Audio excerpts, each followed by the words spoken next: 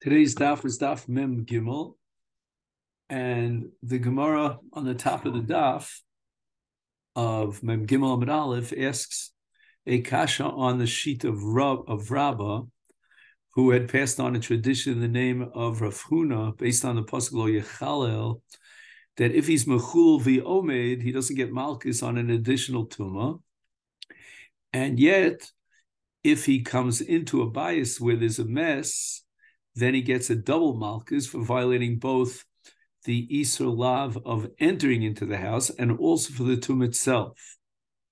So the Gemara raises the following objection: B'bayis nami, even in the case of a combination of tuma and bia, which we said that he wasn't tummy before he entered into the house, then there's no possibility that he could violate the Isur Tumah and the Isur Bia when he enters into the Olam Mes simultaneously. He cannot be in a situation where he's not already Tameh when he enters into the house. And why is that? Came in the Ayel Yodeh is Toiv. The first thing that goes into the house are his hands. Once his hands enter the airspace of the house, he's already contracted Tumah. And therefore, when he goes into the house and his body enters in, which is called Rov Gufo, he's already in a state of Tumah. And therefore, based on Rav Huna's understanding of Lo Yechalel and the exclusion of Mechul V'Omed, he can never be in violation of two Averos. Is there any situation, any scenario which immediately, but at the same second, simultaneously with his entry into the Oel HaMes, he contracts Tumas Oel, and he has not yet come into the state of Tuma until he enters into the house. Ki ayel kuli hai Tomehu. So then later on, when he's Rov Gufa finally enters into the Oel, after his hands had entered into, then his entry into the Oel doesn't add a single thing of his Tumah. So Bia requires go Rov Gufo, but already Miktas Gufo was in the Oel, he already contracted Tumah. And we're going to have to assume, therefore, based on this extra lav of Bia, that even if he's Mechul V'Omed, which means his hands already went in, and then he goes in, he's Chayv Malchus, an additional set of Malchus, on top of the fact that he contracted Tumah for entering into the bias. Ela Amar of Rabbi Elazar, Tseref Yodo. We're talking about a situation in which he keeps his hands next to his body and immediately enters in to Rov Gufo. Mishum Tuma Ika, Mishum Bialeka. Vitzerev Gufo, Tuma Ubia, Bahari Adori Koasi. So it means the following. You're right. If his yad goes in first, his yadayim, then he's already Tomei when he has a Bia of Rov Gufo. But if he's mitzaref his gufo liyadav, so that his guf and his yadayim go into the house together simultaneously, is tu mubia b'hadi adodikosi, and that's why he gets two sets of malchus for two lavin. The Gemara rejects this and says, "Ha efshad lo'al chotmo b'reish," but his nose go, even if his hands are flat up against his sides, his body, but nevertheless his nose goes in first, and immediately nachas le'tuma. He becomes Tomei by virtue of the fact that his nose entered into the oil, and therefore later when he's machnas the rest of his guf, he's already mechul v'yomed, and there's no tosefes tuma. Elam Rava, what's the situation? What's the scenario? Hichnis yado, if he puts his hand inside, or chotmo, then mishum tuma ika mishum bia leka, he would not incur an additional chiyuv malchus for bia. But hichnis gufo tuma ubia bahari adodi kasi. So Rava comes up with the following scenario. He rolled his head back. That's called hita es rosh liachar, and then his body went in first, and only afterwards did his head with the nose go in. And now we have again simultaneity between the tuma and the bia. Gemara rejects this as well. What about his toes? Even if he rolls his head back, his toes will go in first before the rest of his goof, and therefore Nochas Tuma, he's already become Tameh as a result of his toes. Elomar Papa Kigon Shenichnas Betoch Shida Tevu Migdal. They flew him in. In other words, his body was brought in through a wagon, and therefore there was a covering over the wagon, and he did not contract tumah.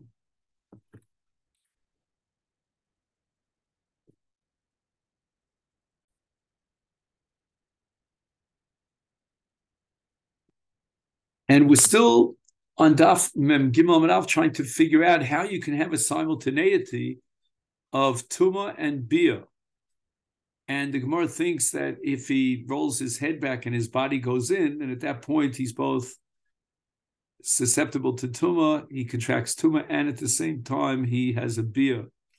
But the Gemara argues that his toes go in first, and once his toes go in, then he became Tameh. And the Bia, which comes later when his body goes in, is not simultaneous with his Tumah. So he's already Mechul V'Omed, and he can't get a second set of Malkus. Elam Rav Papa, Kigon Shenichnas B'Shida Tevu Migdal. Right? There are different kinds of like closets or wagons, and he was inside of one of these wagons. They carried him into an Oel Ames, and at this particular point, there's a chatzitza that separates his body from the tumah. Now, bochaver, somebody comes along, and removes the covering over the shida tevu migdal. And at that point, there's no chatzitza between him and the airspace of the olam mes.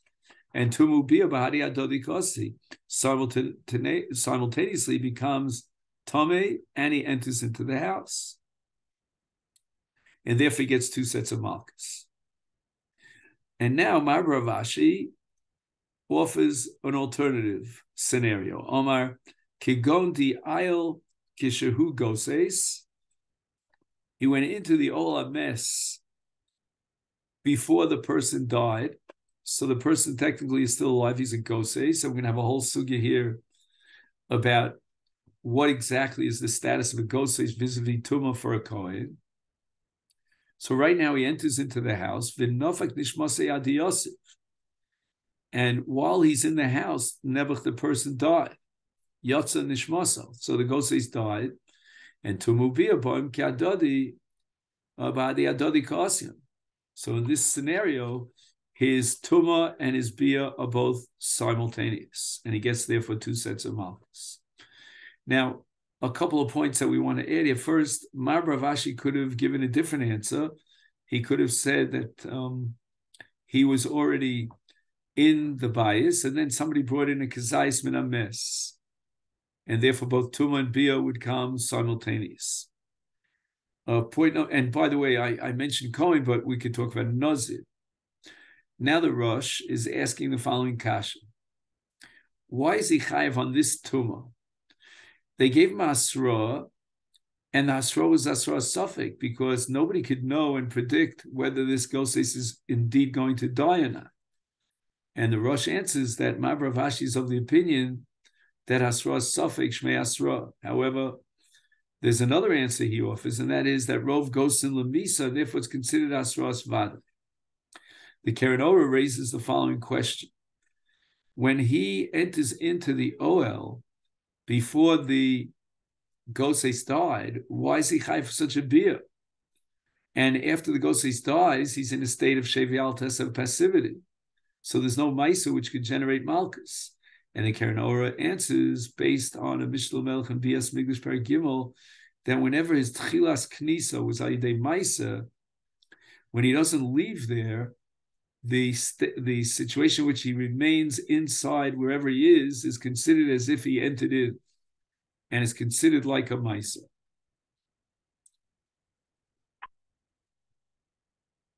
Now we get into the question of whether a Goses is Mitame, and the pasuk in this brisa is going to be Lo Yitame Bal Bi'amav Leheichalo. And from this word lehechalo, we're going to derive the conclusion that when a person is about to die, he's not mitame. And it means ad shoshiyamus. We have to wait until he's called a cholol, lehechalo miloshen cholol, and a cholol means a dead body, and that's only after he's dead. And even if he had a terrible, terrible episode, his body was cut into pieces, and even if he's a goses, he's not mitame. So the first case I gave you was meguyad.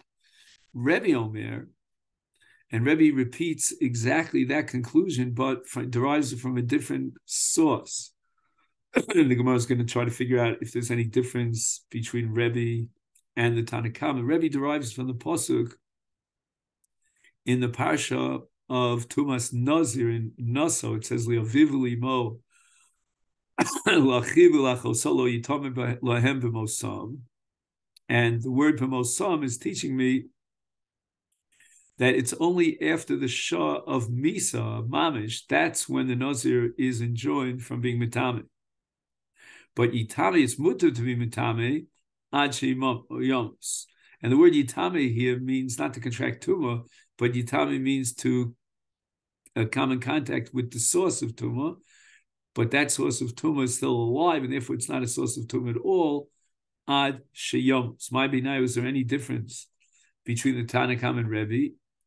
And on this question, we have machlokas from Yochanan Reish Lakish. From Yochanan, Omar Reb Yochanan, Mashma'usa, the Darshani Kabinam. They're only arguing about how to derive this halachic conclusion that the goses is not metame, whether we derive from le heichalo or from bimosam.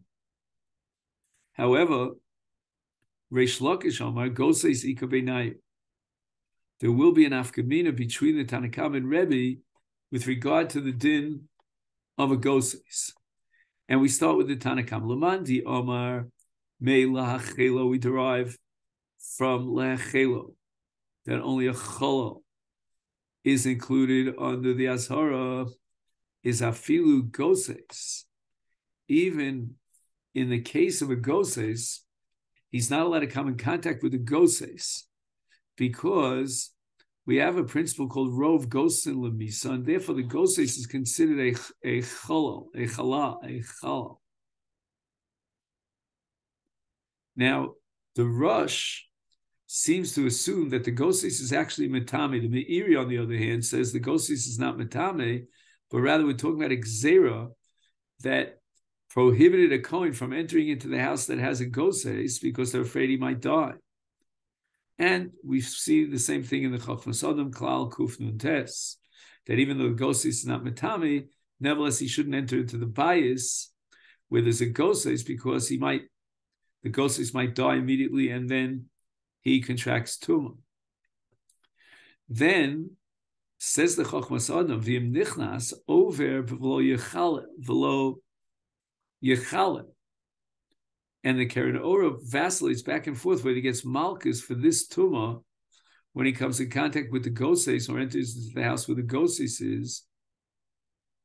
Shall we say that he gets malchus, or kevan shekola isu rak mishum shesofa lamus kol zman shu chayin alokim? He's still alive. He doesn't get malchus. However, the Gemara says the following: Lamandi Yomer b'mosam ad sheyomus, that from the pasuk b'mosam we derive that there's no tumah until he dies. Is goses lo. While he's a goses, there's no iser to come in contact with the goses because it's not ad sheyomus. According to Tanakhama, darshins the din of derives the din of goses from the pasuk leicholo is haksiv b'mosam. What does he do with the pasuk b'mosam? And the Gemara answers me, boy leichid Rabbi.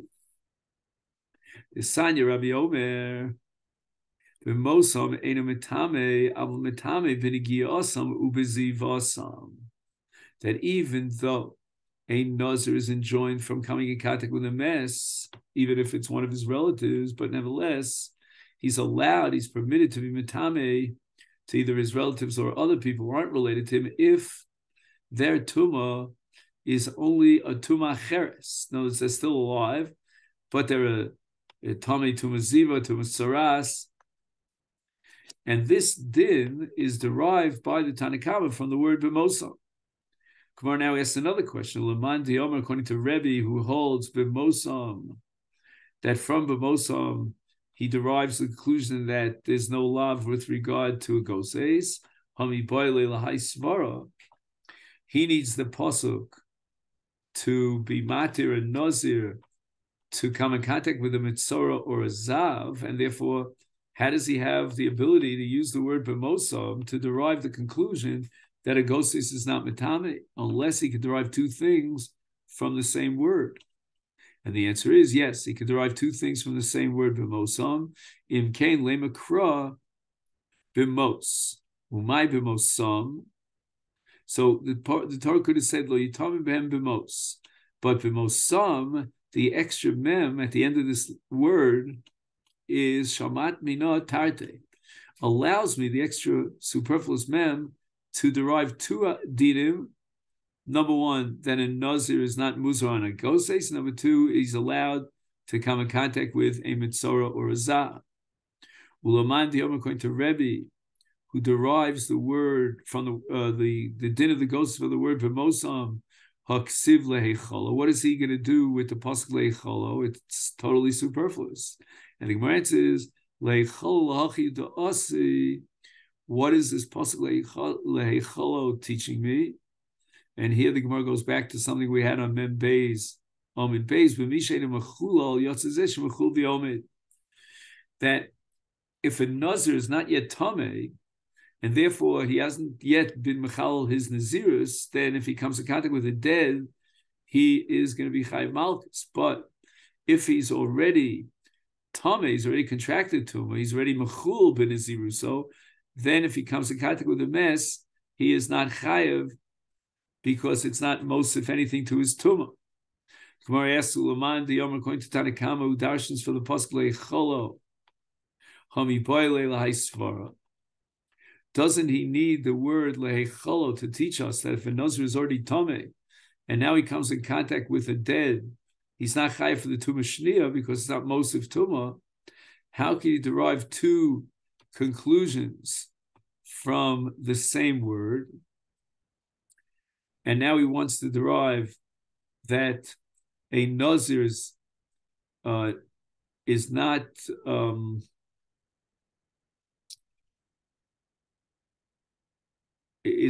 muzar unless the person already died, and also that if he was already tamei and he contracted a second tumah, so to speak, the second tumah doesn't generate any chiyuv because it ain't a mosif klum al tumasa.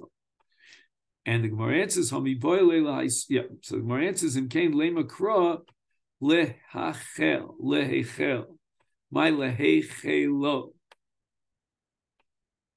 lehechalo, I should say." So why did the vav get added at the end of this word, shmaminotarte, and therefore we could derive two halachos? Mesa. The Gemara now raises a kasha on Reish Lakish. Reish Lakish was the one who said that according to Tanakama, a nazir is not allowed to touch or come in contact with a goses. What about the Mishnah in Olos in the first parak? It says, "Adam eina mitame elad shetetzei nafsha," that there's no tumah of mess until he's gone, he's dead. Afilu meguyad, even if his body sustained such an injury that he was cut up and his body is just bleeding to death, but he's still alive. Is afilu goses? He's still a goses, and he's not mitami until he dies.